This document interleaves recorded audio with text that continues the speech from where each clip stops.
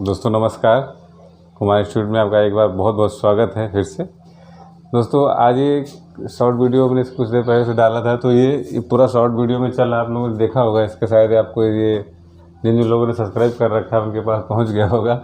ये देखिए short video, इसी के जो ये अपने भारत में जो 8 शास्त्रीय नृत्य हैं तो वो हैं ये सारे, लेकिन इसके विदाउट से इससे रिलेटेड जो क्वेश्चन बनते हैं तो आइए उनको देखते हैं। और जो भारत का संस्कृति मंत्रालय है केंद्र का, तो उसने छऊ नृत्य को भी एक 9 नंबर एक नृत्य है वो बढ़ा दिया गया। पहले 8 थे, अब 9 हो गए हैं नृत्य। अपने जो शास्त्रीय नृत्य जो हैं वो 9 हो गए हैं। तो दोस्तों इसके अलावा एक और जानकारी दे देना चाहिए कि जिन हमारे मित्रों का ये जो पुलिस की परीक्षा होने वाली है 23 तारीख को, 23 से 31 से लेकर कार्यक्रम में, तो उसमें जो उत्तर प्रदेश सरकार ने जो एक सुविधा दे रखी है सभी छात्रों के लिए, तो वो क्या है, जाने आने के लिए जिनका सेंटर तो वैसे लोकल किसी ज़िले में तो है नहीं, दूसरे ज़िले में जाना है परीक्षा देने के लिए, तो बस की सेवा फ्री है। तो बस की सेवा फ्री, रोडवेज सेवा फ्री है। तो उसमें यह है कि रोडवेज की 22 तारीख से 26 तारीख के बीच में,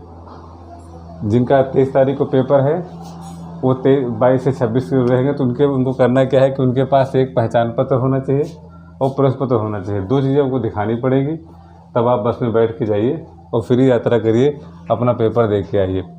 और अगला टर्न शुरू होगा 29 से 1 तारीख को। 31 तारीख को लास्ट पेपर है, 1 तारीख को वापसी होती है। तब तक आने जाने का फ्री सेवा है। आप जाइए, खूब जोर लगाइए बड़े प्रेम से और पेपर दीजिए, अपना चयन कराइए। तो दोस्तों आइए पॉइंट पे चलते हैं। तो पहला है भारतनाट्यम, जो तमिलनाडु का है। कथकली केरल का है। मोहिनीअट्टम केरल का, ये दोनों केरल के हैं। कुचिपुड़ी आंध्र प्रदेश का है। उड़ीसी उड़ीसा का है। मणिपुरी तो मणिपुर का ये नाम से ही है।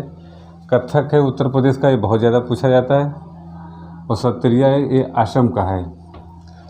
तो इनसे रिलेटेड जो क्वेश्चन वो बनते हैं कि जो भारतनाट्यम है ये भरत मुनि प्लस नाट्यम से मिलकर बना हुआ है। इसके आचार्य भरत मुनि जी कहे जाते हैं। और एक एकल नृत्य है जो सादिर कहते हैं इसको, सादिर। अगला पॉइंट इसका है कि रुक्मिणी देवी और अरुंडेल को श्रेय जाता है इसको बनाए रखने के लिए। भरत जी ने तो शुरुआत किया ही था, इसको आगे बढ़ाने के लिए इनका श्रेय जाता है रुक्मिणी देवी और अरुंडेल श्रेय को। और जब इसका नृत्य का जब शुरुआत होती है, प्रस्तुतिकरण होता है, आह्वान होता है, तो उसको अलरिप्पू कहते हैं, अलरिप्पू। और इस नृत्य का समापन होता है तो उसको थिल्लन कहते हैं। और अगला पॉइंट है कि कटका मुख, एक मुख मुद्रा होती है जो इसका एक भरतनाट्यम शुरू किया था। तो एक आकृति बनाई जाती है, 3 उंगली वाला कुछ करके ऐसे है, तो उसमें ओम का निशान बनता है। तो उसमें 3 उंगलियों का प्रयोग होता है, उसमें ओम का निशान, तो उसको कटका मुख कहते हैं। अगला पॉइंट है कथकली जो केरल। तो BN मेनन जी ने, मलयाली कवि हैं, इन्होंने इसको ज़्यादा जोर दिया इसको बनाए रखने के लिए। पुरुष मंडली द्वारा किया जाता है।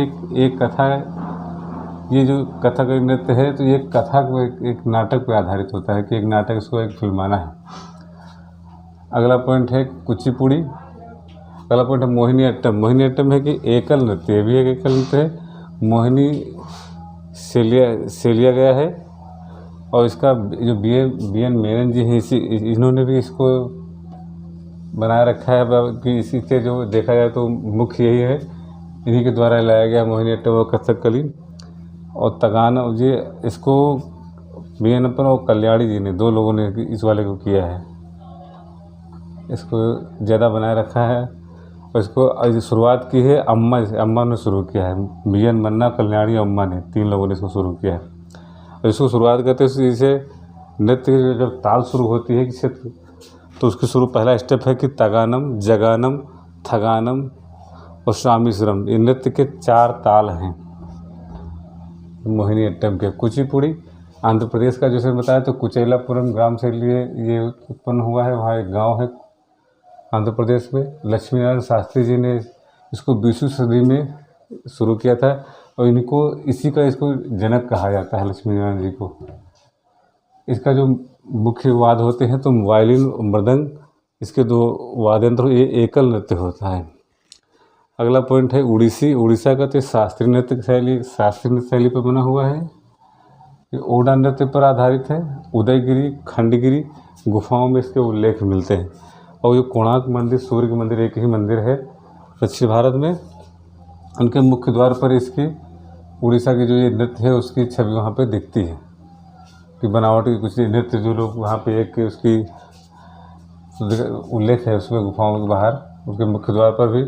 और महारियों द्वारा ये नृत्य जिसका जो नृत्य करते हैं महारिया होते हैं वहाँ की जाति के द्वारा, उनके द्वारा नृत्य किया जाता है। और गोटी पुआ परंपरा है उड़ीसा में। जल तत्व का प्रतीकबद्ध है ये नृत्य जल तत्व का। और अगला इसका ये मणिपुरी नृत्य है जैसे जिसको रविन्द्रनाथ टैगोर जी ने पश्चिम बंगाल में प्रचलित किया। कभी भी पूछ लेता है किसी को पश्चिम बंगाल में किसने प्रचलित किया, तो रविन्द्रनाथ टैगोर जी ने इस नृत्य को ज़्यादा प्रचलित किया। और इस नृत्य की खासियत है कि राधा कृष्ण की जो रासलीला की जाती है उस लीला पर आधारित है ये नृत्य मणिपुरी नृत्य।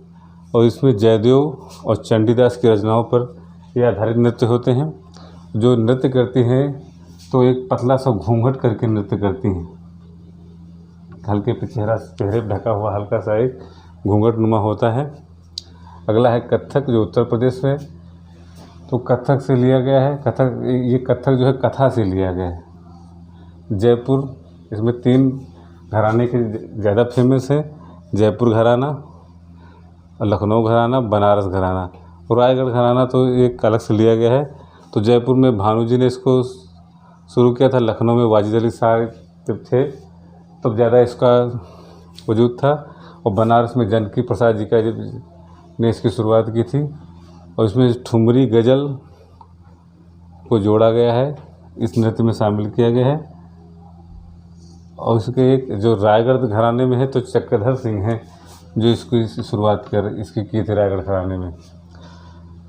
दोस्तों